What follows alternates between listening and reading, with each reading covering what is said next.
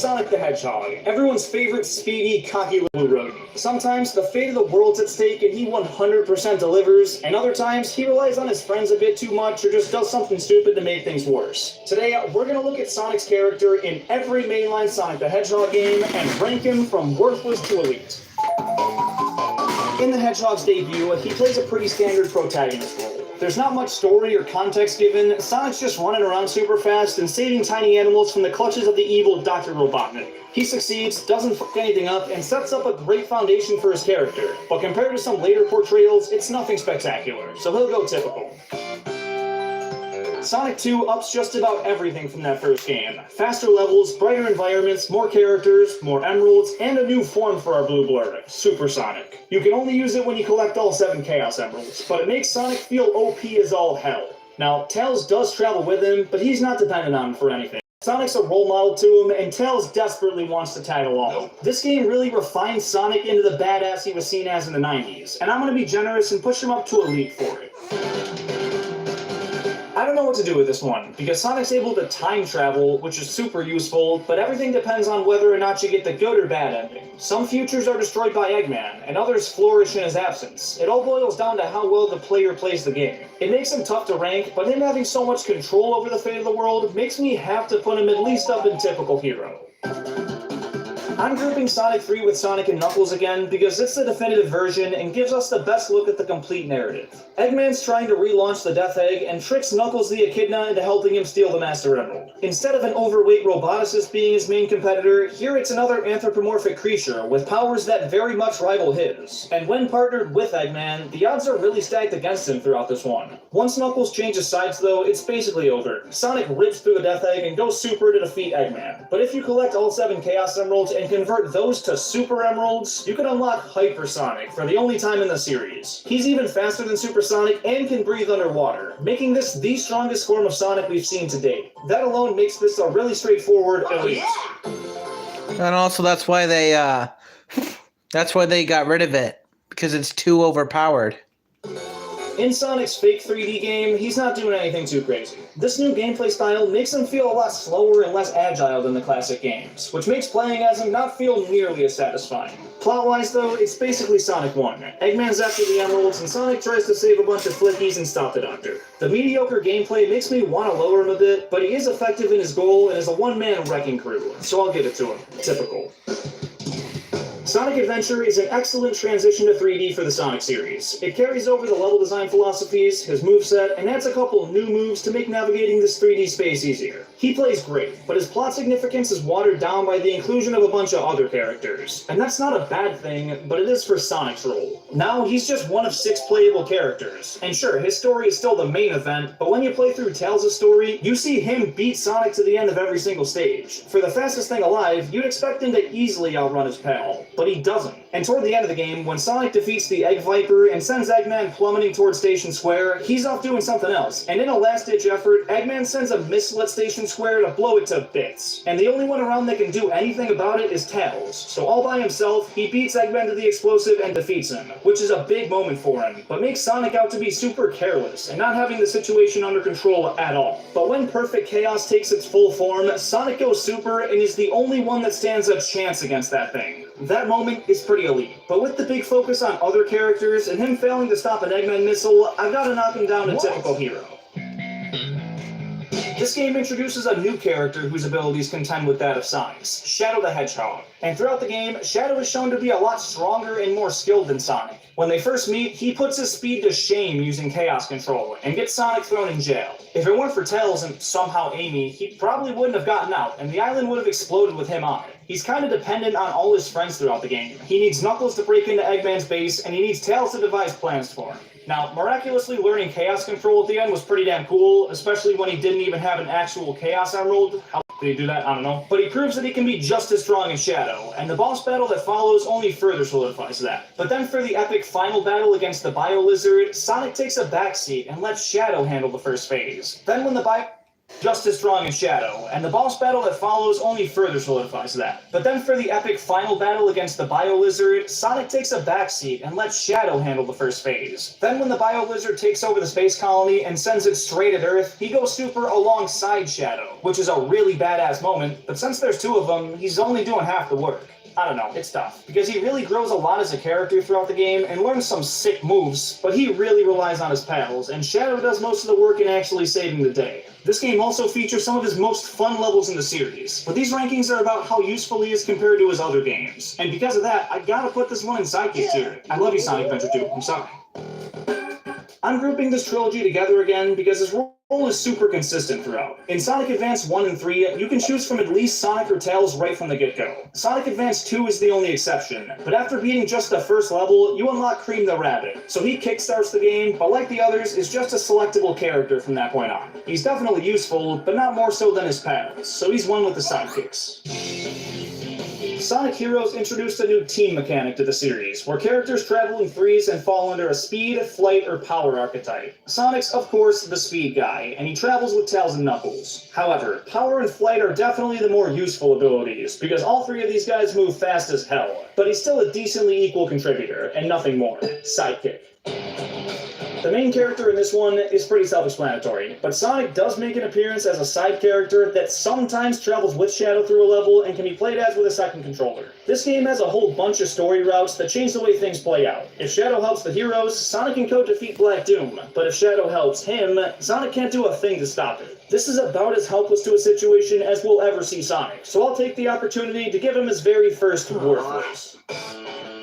Sonic Rush features the new character Blaze, whose dimension is being merged with Sonic's by some evil plan from the two Eggmen. Her and Sonic are pretty comparable forces, but they don't really trust each other at first, so the two fight it out, and Sonic whoops her ass. Sonic collects the 7 Chaos Emeralds, and when Eggman drains the Soul Emeralds, he's able to show Blaze the meaning of friendship, which restores the Soul Emeralds. I don't know. They use their magic jewels to turn into Super Sonic and Burning Blaze and defeat the Egg Salamander. Sonic's the strongest character across both of these dimensions, and his gameplay introduces the boost mechanic, which makes him feel wicked powerful and fast. I think that's enough to push him up to an elite tier. For a game named after the... We don't talk about 06. We do not talk about 06. If it wasn't so glitchy and buggy, we would be able to talk about it a lot more. It would be a great game if it wasn't so glitchy and buggy. Yeah, Sonic doesn't play a very vital role. This plot is confusing as all but Sonic's distracted by Elise for most of the game. While Silver's trying to avenge his fallen society, and Shadow's trying to figure out the sinister undertones of Eggman's plan, Sonic's trying to get some poon. He still crosses paths with the rest of the crew a lot, and contributes quite a bit then, but in the climax of the game, Mephiles kills Sonic and makes Elise cry, which releases Iblis and sends the world into disaster. He actually dies, and it takes the effort of every other character and a miracle to bring him back. But alongside Super Shadow and Super Silver, they save the day. So instead of... And because we know it's from the Chaos Emeralds and not the kiss from Elise, Elise only kissed Sonic because she has romantic feelings for him. But it's the freaking Chaos Emeralds that bring Sonic back in 06. We don't talk about 06, but since we're on topic, I might as well explain it a bit. So there you go. Needing one other guy's help, he needs 2. I gotta put this down and barely wins. He gets killed, it's done, and the bravery of his friends is the only reason he comes back. It's debatably worthless, but at least he does something. Like the first Sonic Rush, Adventure brings back the boost style and Blaze the Cat, but this time the story is way more focused on the two of them working together. They seem way more like equals here, and all the cool vehicles that Tails and Marine are making take even more focus away from Sonic himself, and shoehorn in all these other gameplay styles. This game's more centered on exploration than pure speed like the first one, and given how prominent so many other characters are, he feels more like a sidekick if I'm being honest. This opening cinematic is straight up beautiful. Watching Sonic and Eggman duke it out in space is so satisfying and smooth. Eggman has so many robots and weapons firing off all at once, and Sonic looks absolutely unfazed by it all. But he gets a bit too cocky, lets his guard down, and Eggman makes him pay for it. He decimates the planet, turns Sonic into his werehog form, and sends him back toward the surface. From there, he goes on a globe-trotting adventure with his new buddy Chip, and this game demotes the rest of Sonic's pals to either background characters or just completely omits them. Instead, it's daytime stages that feature that boost formula in 3D for the first time, which are adrenaline rushes through and through, and nighttime stages, where stretchy arm werehog Sonic beats up waves upon waves upon waves of enemies. He gets all the the Emeralds, puts the planet back in one piece, defeats the Egg Dragoon, and faces off against Dark Gaia as Super Sonic. He goes super all by himself again, and faces off against one of his most menacing-looking foes to date. And that, with being the only playable character in 2 different forms with their own distinct strengths, makes this an easy elite.